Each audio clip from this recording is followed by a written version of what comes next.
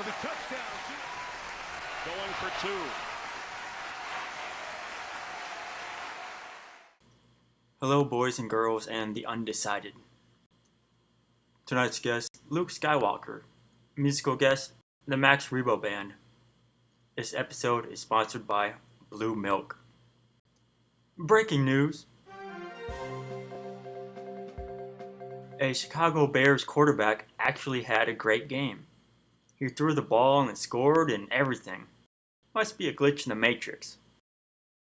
To celebrate this anomaly, Chicago threw a parade. 3 million people showed up, and only half of them were murdered.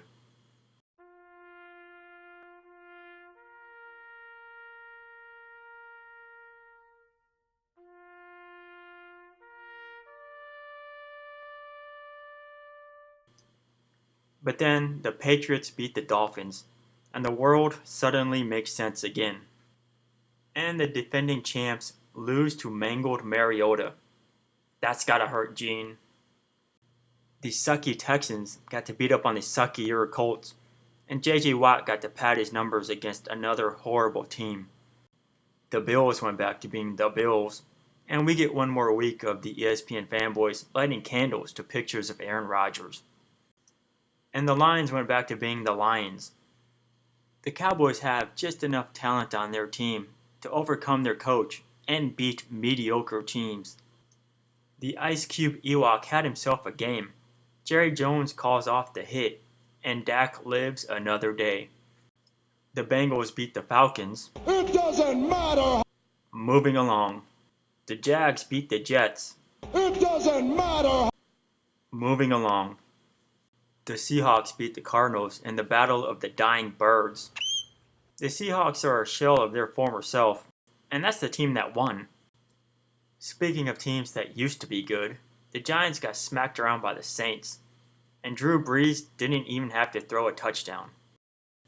It was a pretty lackluster game, unless you were getting into a brawl in the stands. The Giants lose. Odell cried. The fans got into a fight. Odell cried again. The fans left early, and Odell cried some more. The Raiders squeaked by the Browns, 45-42. Cleveland was putting up some numbers. If only the Raiders had a guy up front to stop them. I wasn't rooting against the Raiders, but there was a curiosity factor of how bad can they be for how long before Chucky gets sent back to the booth to do play-by-play. But they got the win, so we'll have to put that on ice for another week. And the Chargers had another home game that wasn't really a home game, and I had the unfortunate luck of having it on as the only game during the second wave of Sunday programming. If you live in LA, you have to deal with the traffic, your waiter will care more about his headshot than your chicken parm, and you will have to suffer through the Chargers being part of your local coverage every single week. These games would get blacked out, but people keep buying tickets to see the other teams. The primetime game was the Ravens at the Kardashians. They tend to have good games together. They also tend to beat the hell out of each other, especially with the Kardashians out here spearing people. The Ravens kept doing trick plays with their backup quarterback, while Fluco lines up as a receiver. I understand using trick plays, but Fluco just stood there and did nothing every time, and Pittsburgh knew it every time, so he was just taking up a spot. You might as well just go out there with 10 guys. Nevertheless, Ravens win in Pittsburgh and sit at 3-1.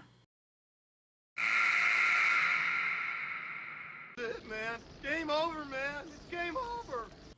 That is the show. Luke couldn't make it. He's watching episode 8 and drinking heavily, and as is the Max Rebo Band. I bid you farewell and good luck, morons. Bye.